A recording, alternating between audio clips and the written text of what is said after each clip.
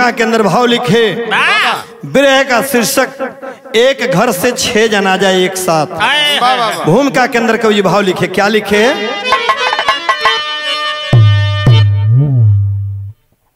दर्द बूझे कभी ना दरिंदा जहां में, दास दौलत का बन के सितम को ढहाते गरीबों पे जुर्मों का सोला, नफरत का दिल पे है ज्योति जलाते हैं जालिम रिश्तों का दामन, छीन गैरों की खुशियां जश्न को मनाते हैं मातम मायूस भोला, देते जख्म है रहम ना दिखाते।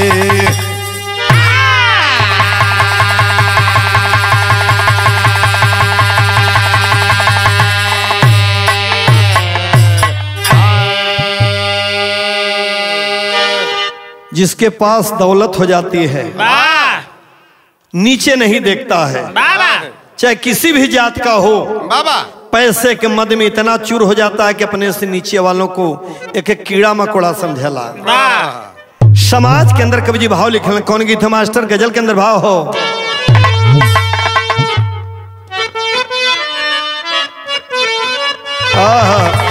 यही गीत हो कि जहां आदमी बिकाला, अरे वो बाजार ना कहा ना जहां आदमी बिकाला, वो बाजार ना कहा, जहां आदमी बिकाला, वो बाजार ना कहा, जहां आदमी बिकाला।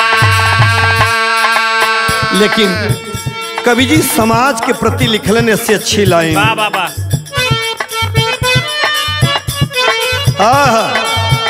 मतलब के इस जहां में, मतलब के इस जहां में इंसान हिल रहा है,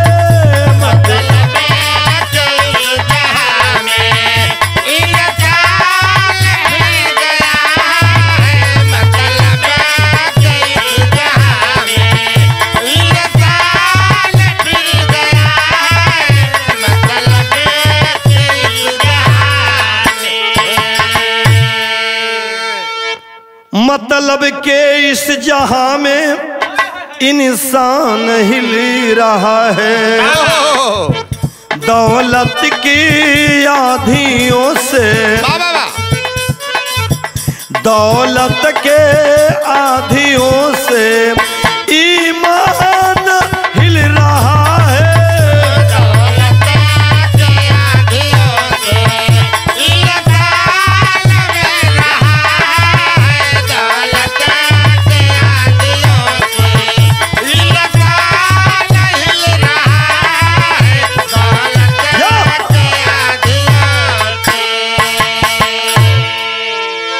आदमी कितनहु गरीब रहे, जब ऊपर चढ़ जाला तो नीचे तकबे ना कराला। ये जैसे हमरे कहानी की शुरुआत हो गई। कौन हो मास्टर कहानी?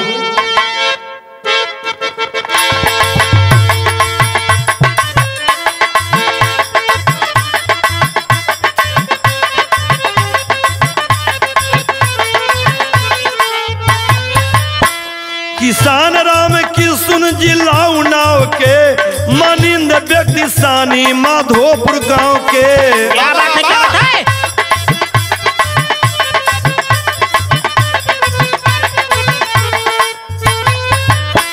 परछाई बर के रहती कलावती नारी, धीरज कुमार बेटा चर बेटी दुलारी,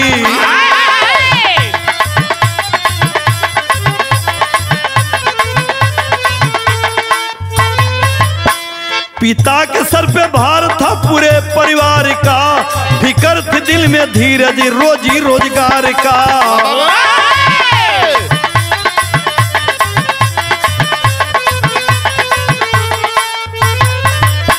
मैकेनिक बना धीरज लगी आन कमाई, बड़ी बहन रीना की शादी रच दिए भाई।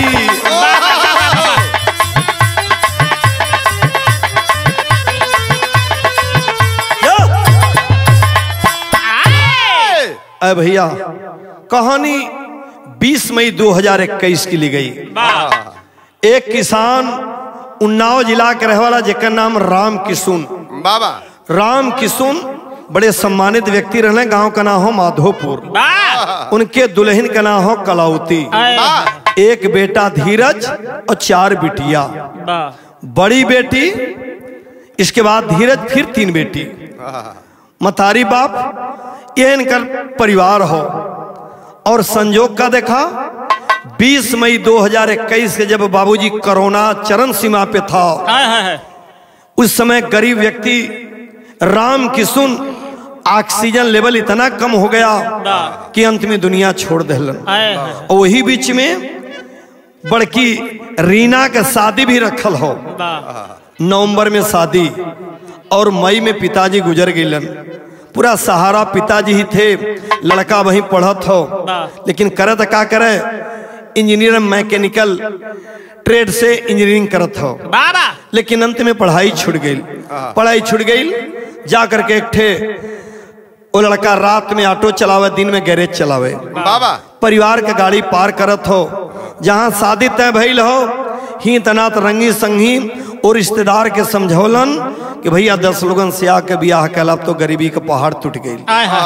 तो जब भइल का बाबूजी शादी नवंबर में 23 नवंबर के शादी तय हो गई। अयर भइल का तर्ज आ गई। कौन तर्ज मास्टर?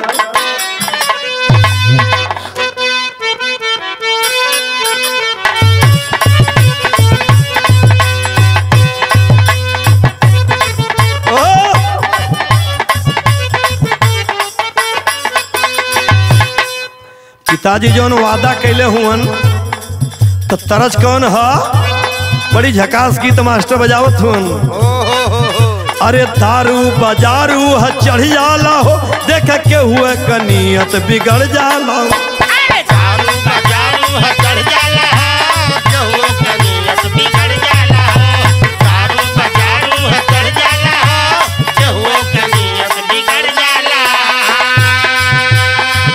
अरे दारू बजारू है चढ़ जाला हो, के हुए कनियत बिगड़ जाला हो। चल चिखना का काम घुघुनिया पे, घुघुनिया पे, घुघुनिया पे। अरे नोट बरसेला तोहरी नथुनिया पे, नोट बरसेला तोहरी नथुनिया पे। जब हिलावलू कमर हारमोनिया पे,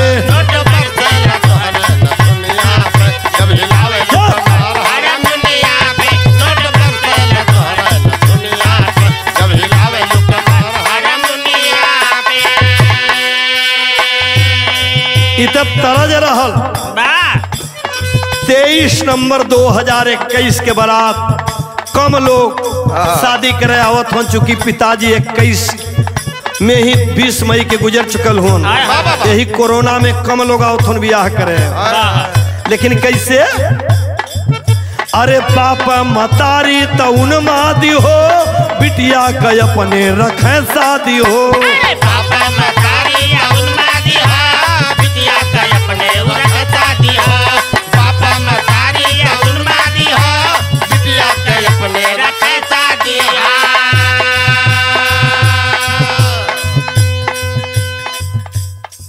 बाप तो गुजर चुकल हुन, लेकिन शौक रहल बाबू के।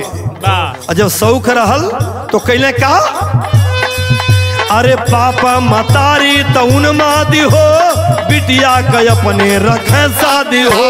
पापा मतारी उन मादी हो, बिटिया का अपने रखे शादी हो। अरे पापा मतारी उन मादी हो, बिटिया का अपने रखे शादी हो। दिए दैया दहेज दौलतिया हो, दौलतिया हो। आइल द्वारे पर सज के बरतिया हो, आइल द्वारे पर सज के बरतिया हो।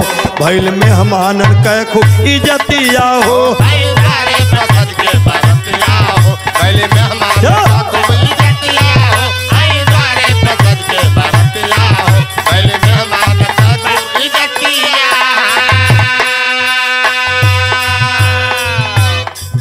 रीना के उमेश से शादी तय हो गई। उमेश दुल्हा बन के अलन। जितनी हैसियत भाई बाबू तो गुजर चुकल हुन, भाई के जो मतारी के हिता नातन के सहयोग से बड़ी इज्जत पानी भइल। लेकिन यार होत का बा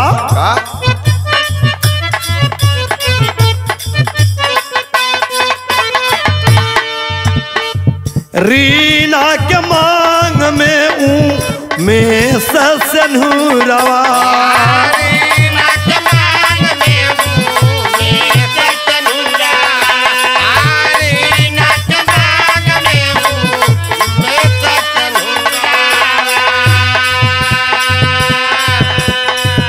डाल बीद बेटी कैली आइल है ससुरावा।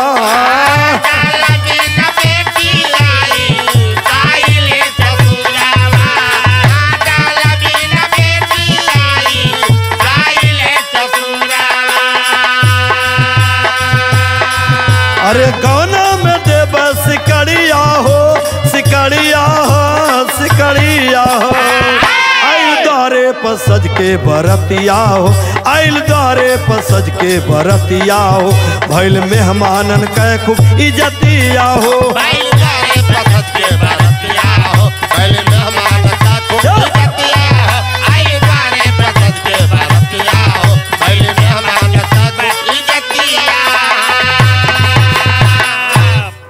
बारात आइल हैसियत के अनुसार दरवाजे पे ही तनात रंगी संगी, चूंकि कोरोना का दौर चलत रहा, बड़े कम में शादी होत रहे। बारात आ गई, जाड़ा के सीजन में आदमी ही तनात खाने पीने सुतलन। लेकिन एक घटना घट गई। अगुआ के सामने एक सिकड़ी का प्रस्ताव रखल रहल। पिताजी सारी व्यवस्था तो रहलन ना, भैया मतारी सारी व्यवस्था तो कैलन, मगर सिकड़ी के व्यवस्था ना हो पौले। हाथ जोड़ के माई रोए लगल कि बचवा ये हमारी इज्जत संभार ला बचवा, हम तोहके सिकड़ी जरूर दे। भैया कहलन कि भैया जीजा जी हम तोहके सिकड़ी जरूर बिका जाओ, लेकिन तोहके सिकड़ी जरूर दे। सरवा गलगुप्पा ने मुंह फुलौले बा, कुछ बोलल त ना। अगुआ हाँ हाँ हाँ ठीक कोनो बात ना हो। लड़का का बाप हाँ हाँ कह के तो उस समय लड़की तनी सुंदर रहल, लिया के चल गेलन। लेकिन घटना का घटल तर जा गई।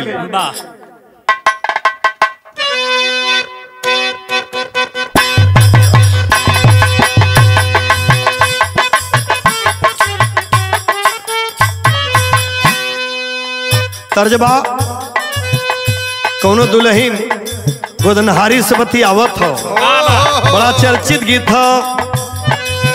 चूड़ियों पर नाम हमरे सड़ियों पे नाम बा,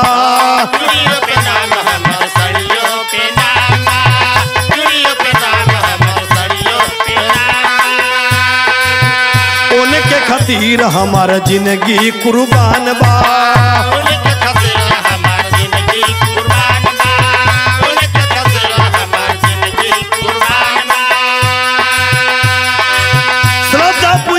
हमरे मनवा के सदा पुजाद हमरे मनवा के, गोदा गोदा खाली फाइन गोदनावा के, गोरे हथवा पे नाम सजनावा के।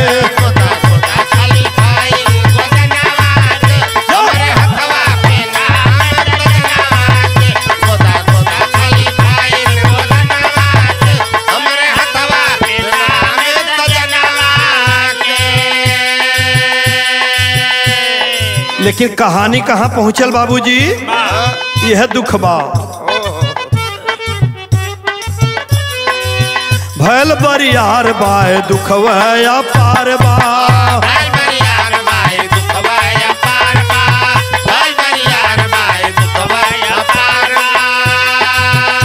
अरे दुर्दिन का दौर देखा चढ़ल कपार बा।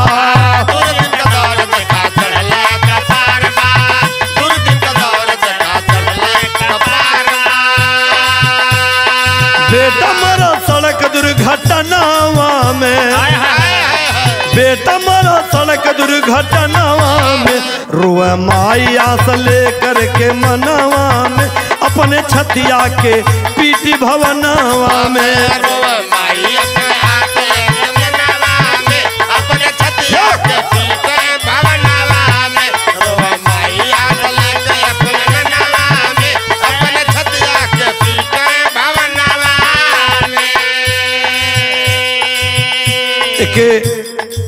भाग्य कहा या विधि के विधान कहा। अभी पिताजी मई में गुजरलन, नवंबर में शादी भई, दिसंबर के कोहरा में भाई ड्यूटी पे जा रहा है अपने, और एक्सीडेंट में बड़ा भाई भी गुजर गया। मतारी के तेज से बजर पड़ गई। जब बजर पड़ गई तो भैल का धीरज कुमार सुत देखा हो हीरा, गैल परिवार का छोड़ी के पीरा।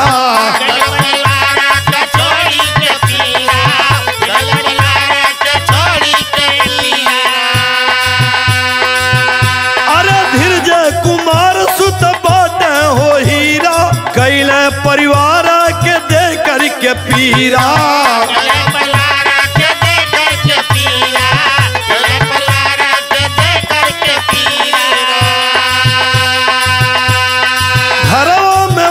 परेशानिया बा, घरवा में भारी परेशानिया बा, अरे संकट में बीत जिंदगनिया बा, अपने नैना से बहेला पनिया बा। अरे संकट में बीत जिंदगनिया बा, में भरल पनिया बा, संकट में बीत जिंदगनिया बा, में भरल पनिया बा।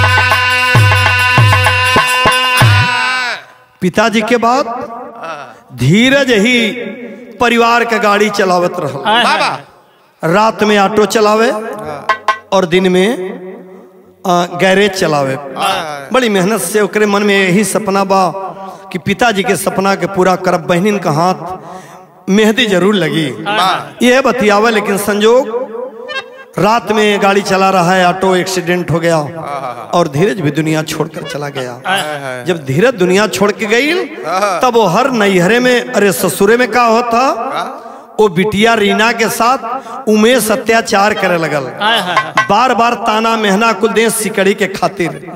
घरे अपने फोन कर कैसो भी अगर सिकड़ी समाज में कहले हो, सबकर एकदम मुअल टूटल जे हो, जकरे हैसियत ना हो, उ मोटरसाइकिल सिकड़ी अंगूठी कुल पावत हो।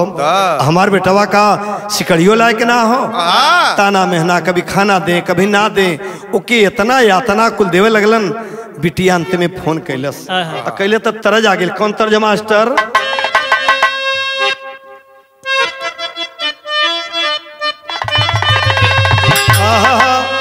वही गीत हो, अरे रोई मरबे राजा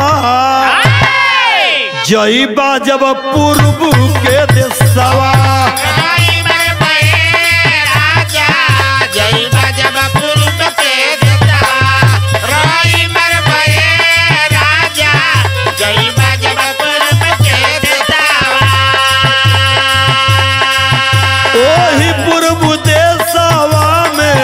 बस बांगलिनिया रमा,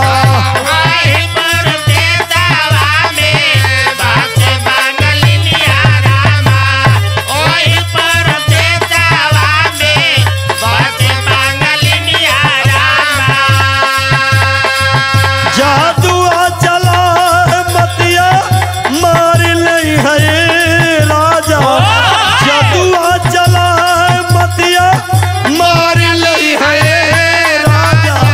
जईबा जब पूर्व के देशवा।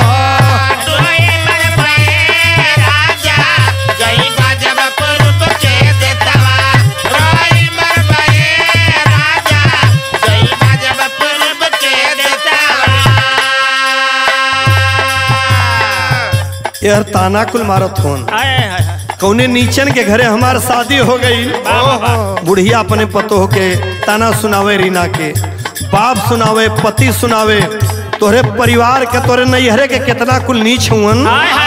नीच कंगाल बाट तोहरा भिखारिया हो, नीच कंगाल बाट तोहरा भिखारिया, नीच कंगाल बाट तोहरा भिखारिया। शादी वाली देहल नाही हम के शिकारिया हो,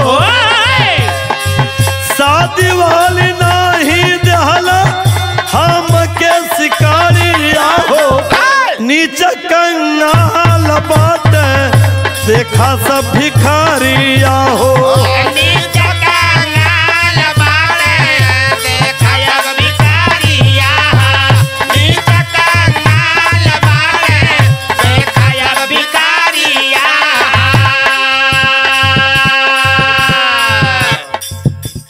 एक छोटा भाई सिर्फ घर पे और 3 बहन घर पे मतारी, हैसियत खाए तक का ना हो। हर उमेश कहत हो कि फोन कर 7 दिन के अंदर का चाहिए यह बतावत हो। कान खोल के सुना बात हमारी गुजारिया हो। कान खोल के सुना बात हमारी गुजारिया, कान खोल के सुना बात हमारी गुजारिया। 7 दिन के अंदर अगर आई ना शिकारिया हो। 7 दिन के अंदर अगर आई ना शिकारिया, 7 दिन के अंदर अगर आई ना शिकारिया। जिया नाही पैबू अपने पिया के बखरिया गोरी, जिया नाही पैबू अपने पिया के बखरिया गोरी। नीच कंगाल बाटे तोहर भिखरिया गोरी। नीच कंगाल बाड़े तोहर भिखरिया गोरी, नीच कंगाल बाटे तोहर भिखरिया गोरी। सन टेलीफोन कर अपने मतारी के कुछ बेच दे, रह के तोरे ठिकान ना हो तो हमारे यहाँ बियाह काहे कैलस। हमके सिकड़ी चाही तो चाही, 7 दिन का अल्टीमेटर हो। 7 दिन के अंत में बेचारी लाचार होके फोन कैलेस, मतारी उठौलेस लगल रोए। बचवा का हाल बा कैलेस, माई हाल जानता हो। हमार बिहवा ना करे चाहत रहल, हम तो हर सेवा करी। जब से हमारे शादी तय भइल हो पिताजी चल गेलन, भैया चल गेलन, एक ही सहारा। काश हम मर गए हो तुम्हारी कल से ना बचवा जौन विधि के विधान तौन होई। बतावा का हाल चाल कना हाल चाल तो यह बा नीच का साइकुल। 7 दिन के कहथुन के अंदर में हमके सिकड़ी चाहिए। कहीं बचवा समझावा कना का समझाई माई, सिकड़ी ना मिली तो कुल मार नहीं है। यह हमारा अंतिम टेलीफोन समझाओ। आज लड़की मतारी रोवत हो। कौन तर्ज मास्टर?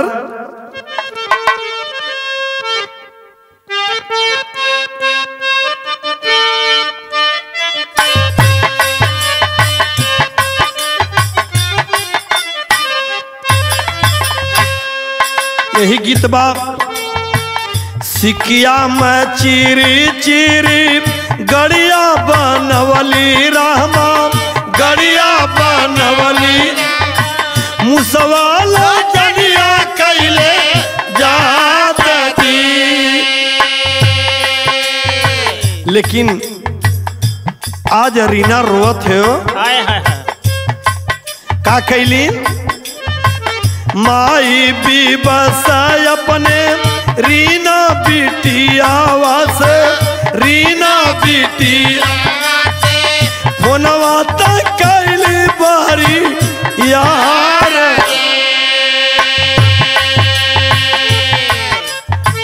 रोई रोई बात वली अपने दिलवा कहली, दिलवा कहली मरना जानवा मार दे। ममता दुलार जे के देहली हो बिटिया के, देहली हो बिटिया के दुख सहल बिटिया जार दी।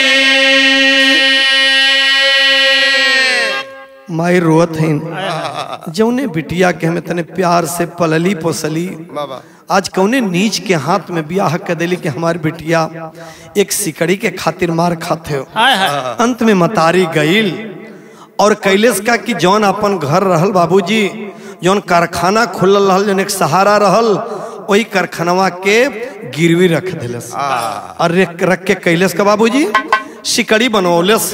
कल बच्ची घबरा जिन हम तो के सिकड़ी देव अगर तुहार बाप वादा करके चल गिलन अब वही हम जियत है। ए भैया कवि जी भाव तेरी के अंदर लिखलन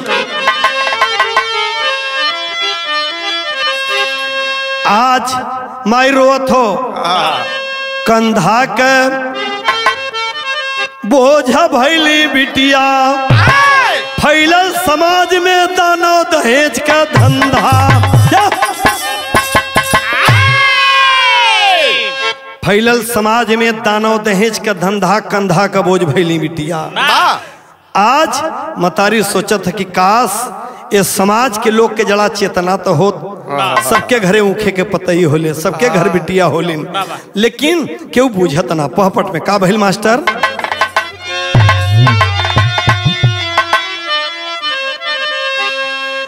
माई के दिल में बढ़ल फिकरिया डरिया लागत बा सोच सोच के बरसल नजरिया डरिया लागत बा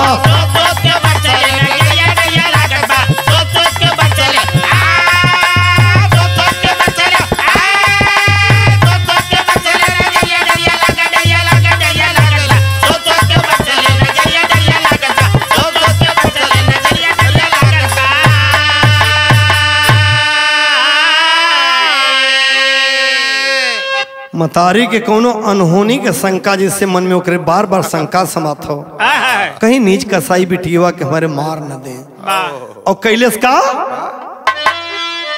अरे मकान गिरवी रख के सिकड़ी माता जी बनवाई है बेटा धीरज के हाथे सिकड़ी तब भेजवाई है पहुंचल बाटे नदी के कछरिया डरिया लागत बा उफान पानी मारल लहरिया डरिया लागत बा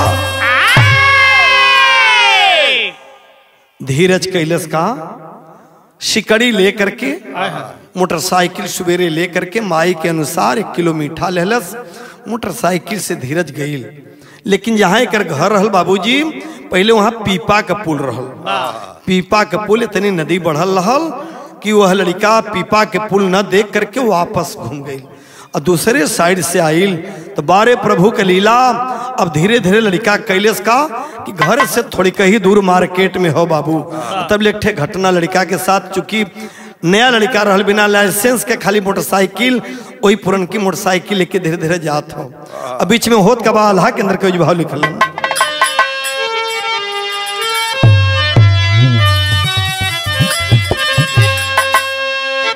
मनवा में अपने सोचला बिरनवा भैया समय से पहले पहुंची बहनी के दुआर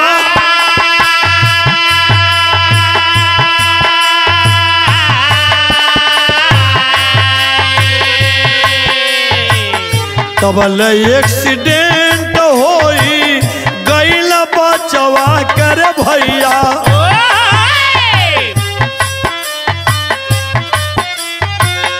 बेटवा त गईला बाबू सूरपुर सीधा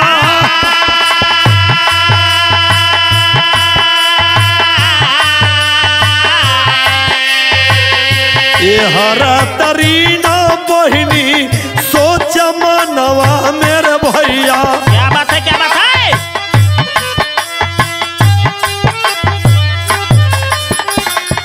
नाही आइल भैया लेके सिकड़ी हमा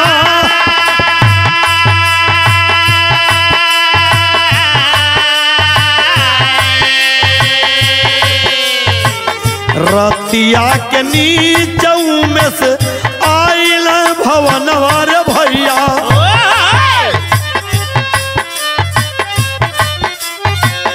पियल शराब गईल घरवा के मझा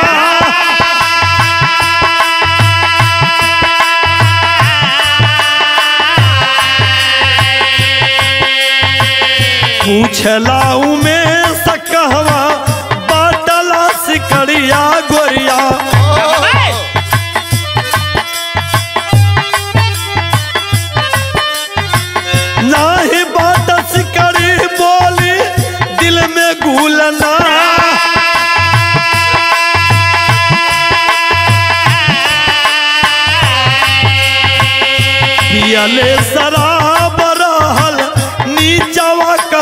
भैया भैया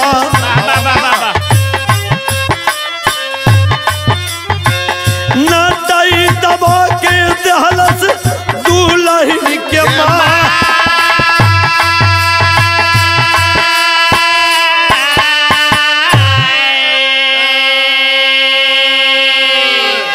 छोटे भाई का एक्सीडेंट हो गया।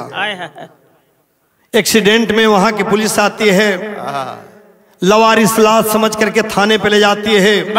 कोई अगल बगल बताने वाला नहीं था, लेकिन लड़के का जो आईडी प्रूफ था उस आईडी प्रूफ से पता लगा कि लड़का यहाँ का रहने वाला है। हर रात के काकेले से हर पापी उमेश आया कि नहीं, सिकड़ी आ जाने वाला था। कलस कि नहीं भैया हमारा नाइलन फोन भी ना लगा था। पापी इतना पीले रहल कि नटई दबलस और रीना दुनिया छोड़ देलस।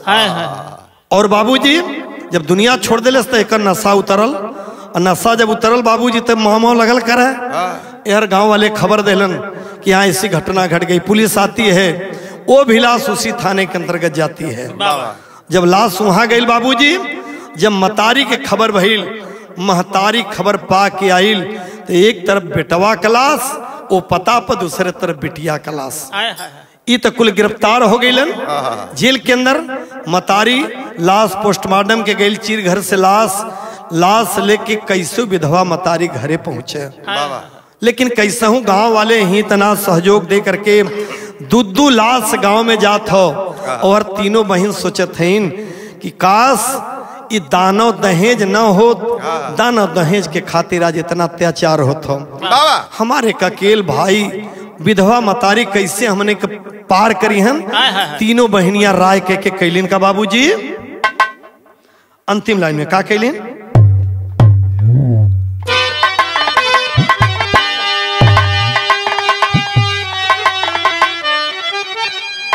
माई बिटिया के अपने जगह हिला के हथवा, बचवा बहनी के लिया के नहीं अइला सथवा।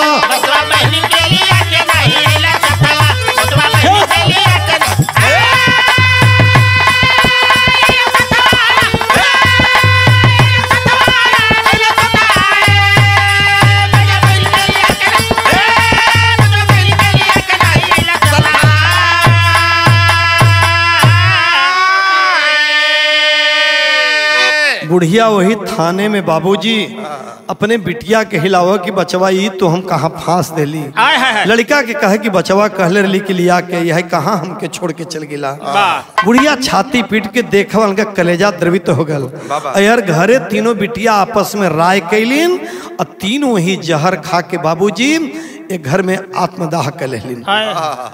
गांव वाले लाश लेकर जब दू के घरे पहुंचलन, पता लगल कि घर में 2-3 लाश और पड़ल हो। बुढ़िया के जैसे हार्ट अटैक होकर गुजर गई। और भैल का बाबूजी अरे बिटिया के मुआल देख बेहोश भय मतारी, गड़िया के पास पहुंची आंसू के गारी।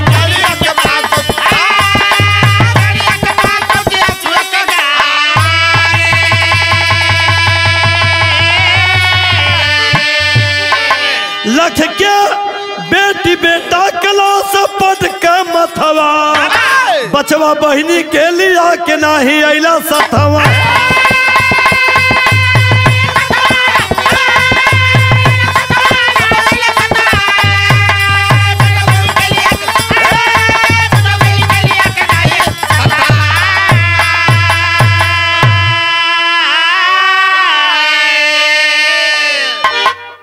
तीन बेटी की लाश घर पे, अकेल बुढ़िया जैसे पागल हो गई गिर पड़ती है। फिर वह गिरल बुढ़िया लाश के ऊपर फिर उठल ना दुनिया छोड़ दे। कवि जी के लिखे के पढ़ल का भैल, मारी बुढ़िया लग करके भारी अपसोसिया, एक ही संग मसान पजरावा छओलसिया।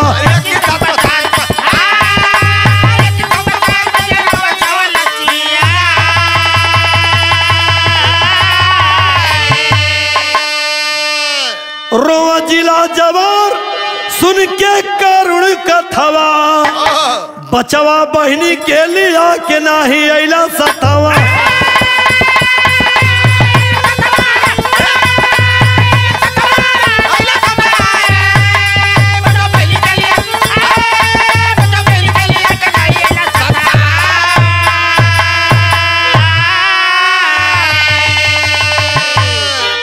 दहेज के जुर्म में उमेश का सारा परिवार जेल के अंदर, लेकिन इधर सारा परिवार बिखर गया। जे कथा के सुनले आंस बहाव लगल। एक साथ जौने गांव से एक घरे से 6 जनाजा निकली, वो गांव का स्थिति हुई।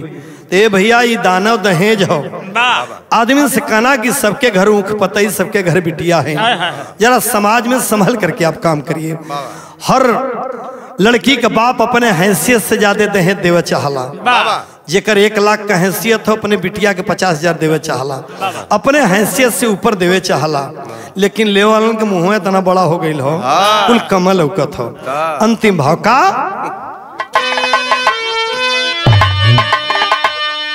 तो गुरु बिहारी रमन बेचन श्यामा स्वर्ग के बासी, मोहन सीता राम भरत है जिनके अब अभिलाष।